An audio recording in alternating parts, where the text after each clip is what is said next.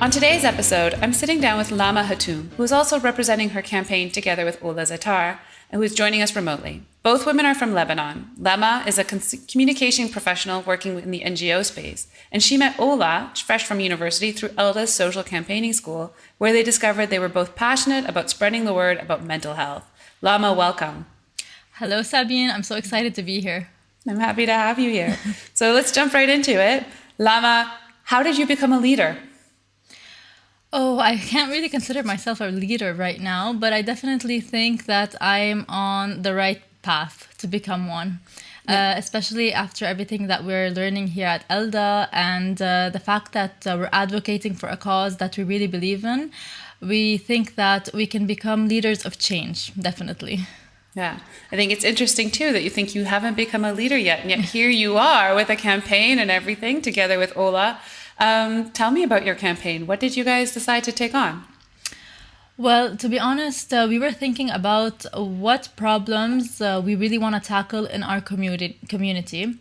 So we realized that all the crises that Lebanon has been going through, whether financial crisis, whether the explosion that happened in 2020, we realized that people's mental health is really decreasing, and people don't have the support needed.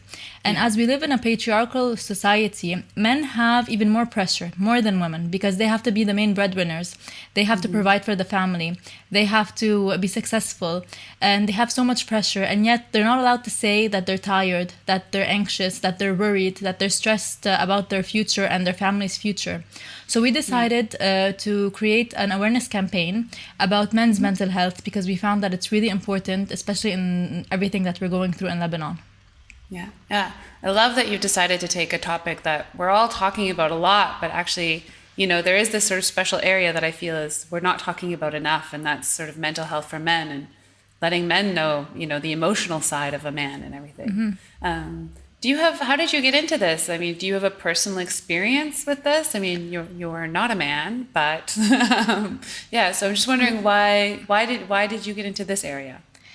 Definitely, I'm not a man, but I have a brother. I have so many close friends that are men. I have cousins, and actually seeing the way that they're treated in society, seeing the pressures that they go through, seeing the words that are targeted towards them, like sometimes stop being worried, you're a man, or calm down, this is not how a man should act. I've heard these words so many times, and I think to myself, if these bother me this much, how do they feel? You know, they always feel pressure to have this portrait of being strong and confident, but people forget that they are human too, with feelings, and they're allowed to say that they're worried or stressed. They don't always have to have this macho mask on every single time.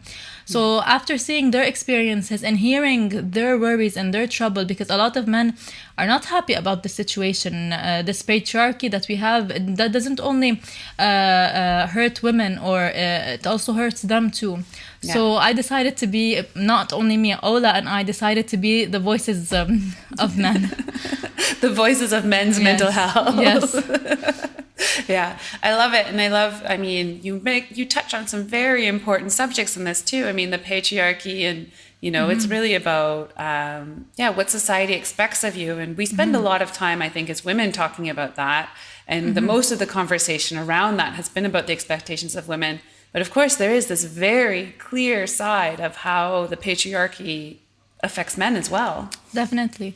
And if I can share a story, some men that we interviewed along our campaign told us that sometimes when they're sitting together with their friends and their guy friends, basically, they talk about that women always advocate for their rights, and they are with women's rights, and they are with everything that women need, but at the same time they feel that they sometimes are the minority in society, because people think that they are happy with all the rights that they have to be the main breadwinner, they get to go work, they get the better pay at work and so on, but these things they're not happy about. You know, they want equality, so so the pressure on them decreases. You know what I mean? Yeah, and I totally agree, because I mean, equality means we are both equal at everything, and I think a lot of time feminism really turns into the idea of women working when really it should be sort of more about this idea of equality and what we all of us get access to as humans. Exactly. So I really love that you're sort of taking on this thing. And so you sort of said that you've had this experience, or you've talked to men, and you've talked to, you have your brothers and your friends and everything like that. What made you decide to take that step from someone who is a friend and maybe a confidant to the men in your lives, as somebody who has heard men talk about these things? Talk about taking that step from being a person who listens to being a person who voices this subject. How did you decide to make that step?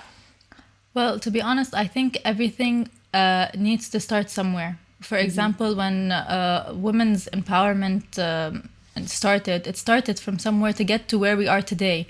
The rights of women in a few years back is not like today. We definitely have an improvement. And I feel because men find that this topic is a taboo, even if they want to ask for help, even if they want to say we have rights to be human, to have feelings, to feel, to ask for help, they're still scared to do so.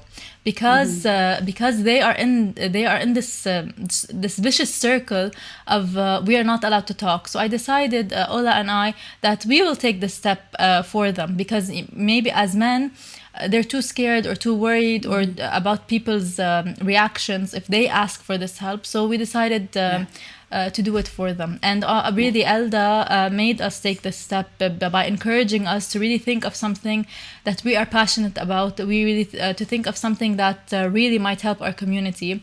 So we are very thankful for them and grateful. Yeah, I love it. And so what do people say? I mean, I can imagine, with the other topics that we've had, it's sort of been very non-controversial, but I imagine that people might have some ideas or thoughts about the campaign that you're doing. So how do people respond when you tell them what you're up to? Till now, we've gotten great responses. Yeah, really great. Everybody tells us we're so grateful that you guys are talking about this subject. This subject is really important in our society. Some people told us about their own personal stories, how much they struggled because they could not ask for help because they were afraid of people's judgments. Sometimes so many people, the men told us that at some moments they wanted to cry, but they couldn't because society does not allow this. But we did realize something, that these people that were telling us these things were in a certain age range. I would say youth. Okay, let's say from 15 years old to 30. Okay, I know 30 is not considered youth anymore, but we still had that age range. I think it's youth. Yeah, definitely. Anyone over 30 is like, hey. So that's, exactly. So we realized that our target audience should not be let's say all age ranges, because people that are 50 and 60 and above have a very let's just say a bit, they're stubborn about the way they were raised and their culture and everything. So we felt it was hard to get to them. But since youth are the future and they're going to have their own families and have their own kids later on, and even if they don't get married and have kids, they're going to be subjects of their community. So they can make a change and they can change this mentality. So we definitely got great feedback up till now. Nobody told us, what are you guys talking about? No. Yeah, that's great. I'm really happy to hear that. I really am. And I think it's very smart too that you're actually focusing on your age group and focusing on this young people. Because I mean, really you've touched on a very important topic there, and that's also sort of breaking generational cycles. And so, where did men learn to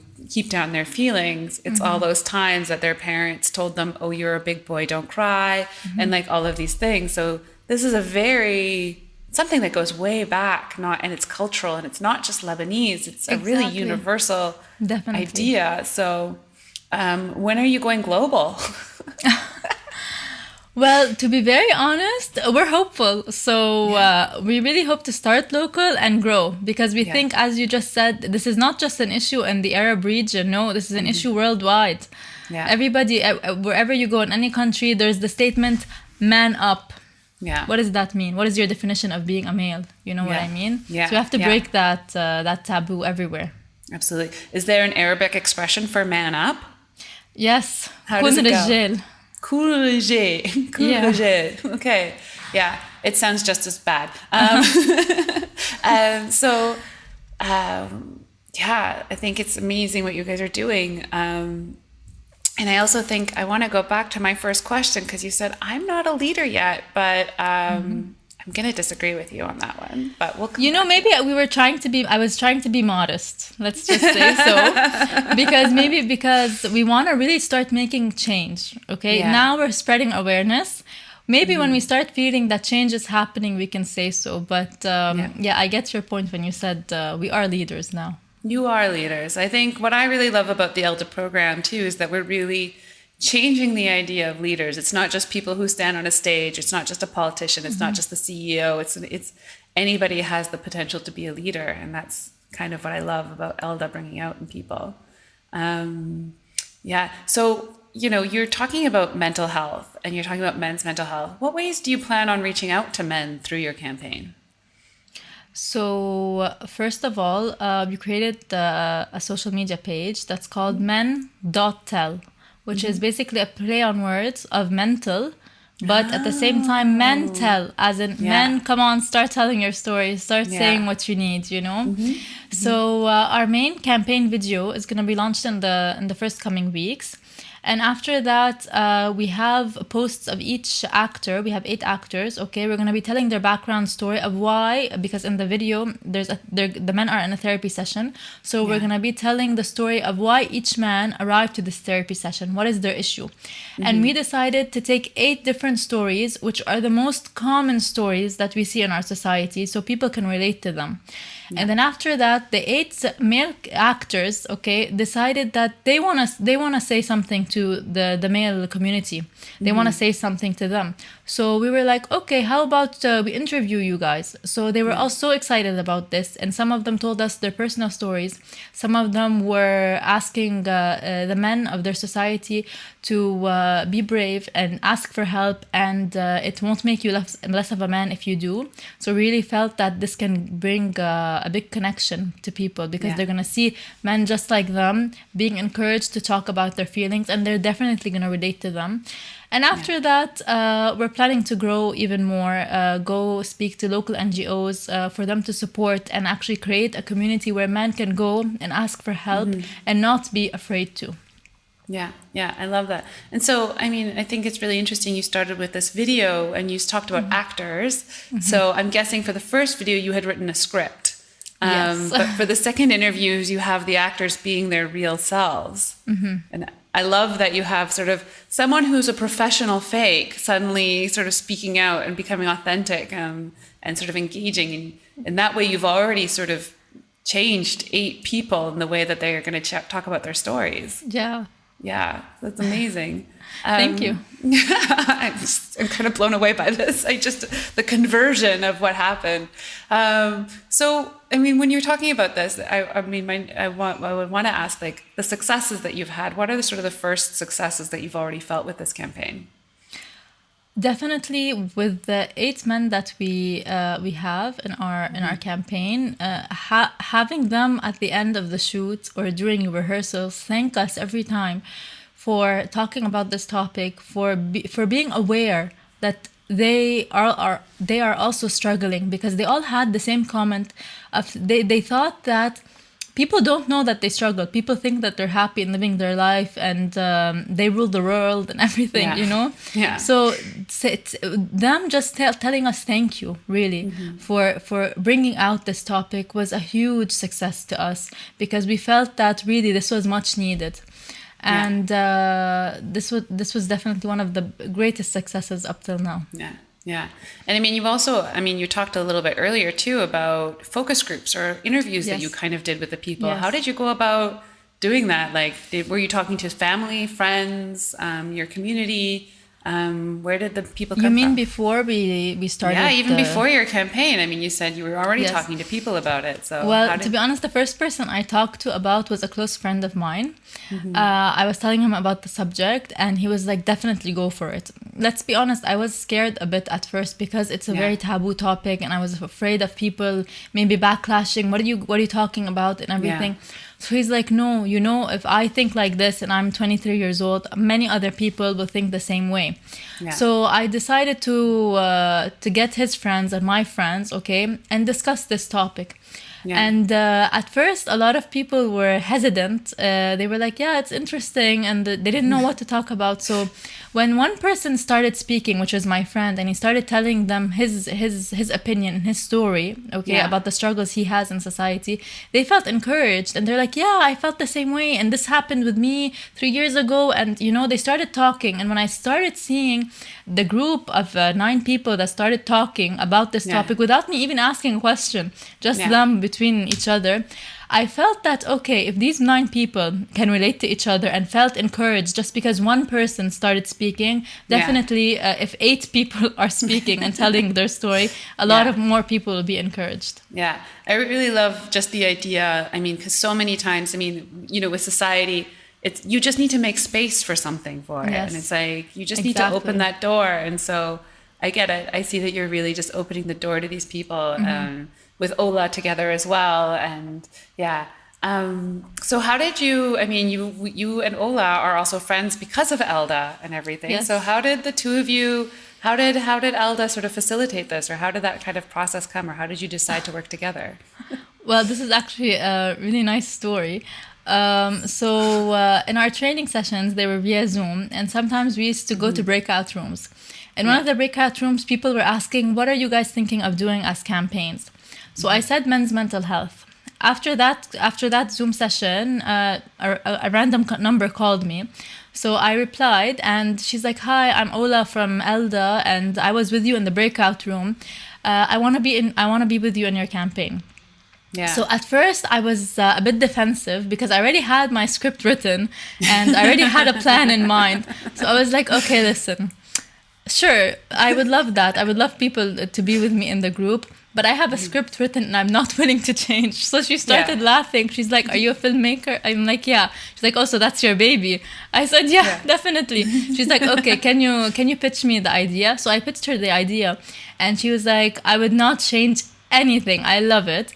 And then after that, she started coming with ideas for the campaign other than the script itself. The campaign of what we can do, like interviews, the backstories and everything. She came in with great ideas. And then I stopped for a moment and I'm like, you know what, Ola?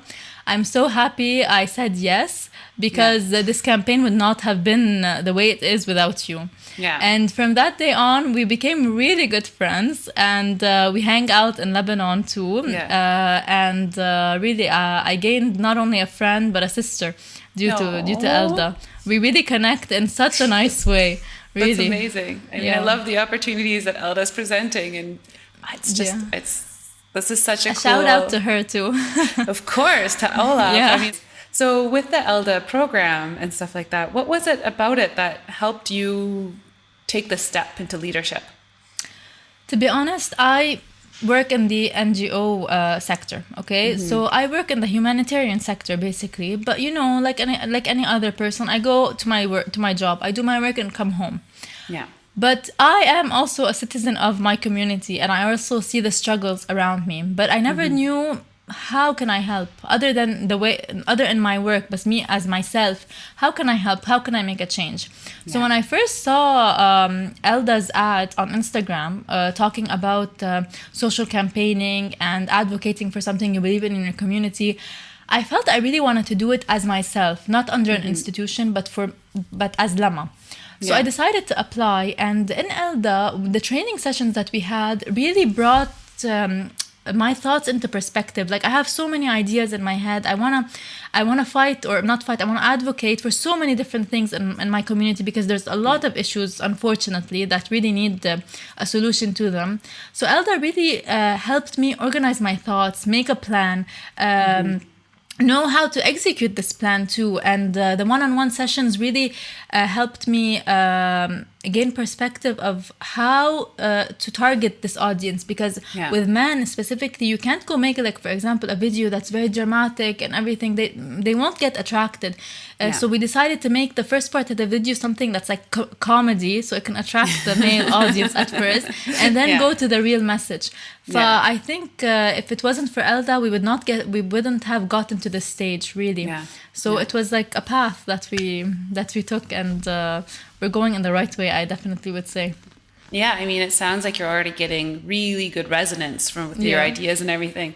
I also love this idea. I mean, especially because again, you really know your target group. You really know who you want to speak to. You understand the audience that you're like, this is where we can make the difference. This is where we should go. Exactly. And so you're already making content. You're creating videos that are funny so that they'll start, Yeah. and then like a back door into mental health as well. So Exactly. it's really, yeah, it's so good. What kind of programs, like what sort of steps did Elda take you through to sort of develop your campaign ideas? Well, first of all, we started with how to brainstorm our ideas. Like Yeah. basically, we have so many things in mind, how to put them into categories, and also we learned how to market our not market, but how to get our campaign on the right social media platforms. In what ways can we engage with our audience? At the same time, how to tell a story. Like the hero's journey. How can we tell a story that can engage our audience? Even we're taking currently some sessions about how to pitch your idea. Because, Yeah. sometimes if you want to grow, you want to pitch your idea to, for example, in our case, to local NGOs. How can we Yeah. convince people about our campaign, the importance of our campaign? How can they partner up with us so we can grow the campaign even more? So I think that all these sessions and all these trainings that we've been taking with the wonderful coaches here at Elda got us to where we are today. Yeah, I think it's so cool, and I mean, I love too that you have this lifelong friendship, the sisterhood that you've already Yeah. grown out of it. Was there any moment in particular that stands out for you? A moment where something clicked, or a moment where you said, "Oh," or "aha" from any of the sessions that you did? Yes, actually, yesterday's session. What happened yesterday? Yesterday. So we're currently we shot our main campaign video, and we're on post production now. The video up till now is in total 1 minute and 30 seconds. Okay. So Chris, one of our trainers, loved the video, but one of his comments was it's a bit too long for social media, and we realized this already from 3 weeks ago when we first saw the first draft. Yeah. And we couldn't know how we can change the script to make it shorter and yet not lose the main idea of the comedy in the beginning and at the same time the message at the end. Yeah. So after a 1 hour discussion, Chris, Ola, and I, from one idea to the other, we got that aha moment, and we know how to shorten the scripts, keep it attractive to the audience, and yet have the message. So this was a huge struggle for us because Yeah. the video is the main part of our campaign, and we've been struggling for the past 2 weeks with our editor. How can we shorten this? Try this. We've been like through at least 11 drafts of the video, and nothing was working. So Yeah. yesterday when we told him this problem that we had a one-on-one session, and we talked for 1 hour brainstorming ideas from one side to the other until we got that aha moment, and we found Yeah. the perfect solution that was actually very obvious, but we never thought of it, because you It's think you always have the like script. that. Yeah, exactly. Yeah. So this was an amazing moment, and we were so happy yesterday because this was a struggle for the past few Yeah. weeks. I can hear the relief in your voice. Yes, definitely. Ola Yeah. can agree. Yeah, I love it. I love that you guys have taken on this subject, and I love that it's already resonating with young people in your community, Yeah. especially in Lebanon right now, that's going through such a challenging time in that country. It makes it very hopeful for the future, not just for women, but for men as well. So, what are you looking forward to in the future? You mean a future of change in this Yeah, matter? any future. I Wow. mean, you're a leader now. I think we've established that you are a Yes. leader. You're not Yes. becoming one, you are one. Yes. So how are you going to carry this leadership into the future? Wow. Well, honestly, we are aiming to have a community of people that support each other, whether men and women, because we realize that not only in Lebanon or in the Middle East, everywhere, people think that men or women are two different teams, let's say. Yeah.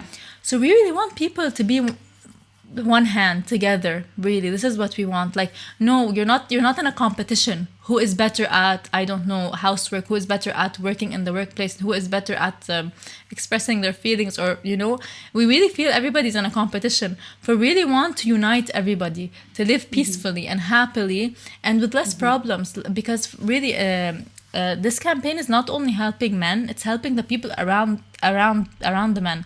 How basically when men keep their anger inside of them, sometimes they go to violence, you know, to relieve themselves, or sometimes they go to even bad habits like smoking or drugs or so on. So when they help themselves and they realize that they're not alone, they're helping them, their health and their mental health, and they're helping the people around them to stop struggling with them. You know what I mean? Absolutely. So I think. So we really want a peaceful community. Yeah. With no competition. I mean, I'm really glad that you talked about it too, because I mean, you're right. We didn't even talk about the consequences of mental health in men and sort of what that means, and the impact that it can have, not just on the men, but the people around them. Exactly. And domestic violence, it's a huge issue. We're not giving them an excuse of why they're doing what they do, but at the same time, if they seek help and find a solution, they're gonna feel better and live a better life, and the people around them are gonna live better too. Yeah. I think there's definitely a difference between an excuse and a reason. Exactly. And so I think we need to I think you're definitely sort of pointing out the reason to why it happens, and it's not an excuse at all, but it is a cause, and it is it's a treatable cause, and I think it's so important that we get the message out of there. Lama and Ola, I am so inspired by your campaign and your passion for what you're doing. Thank you so much for having this conversation with me today. Thank you for your time. Thank you for highlighting our campaign and to listening to everything that we had to say, really. The pleasure was mine. Thank you. And I really enjoyed this chat, really. Yeah, so did I. I really thought it was great. Thank you so much. And I look forward to the future of Lebanon with ladies like you taking it on.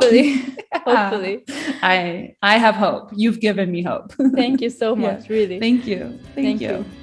Bye-bye. And the leadership thing, at first I thought, I'm like, we still didn't make a change. How are we leaders yet, you know? And then when you kept repeating it, I started thinking, oh yeah, she has a point. Why did I say that at the beginning?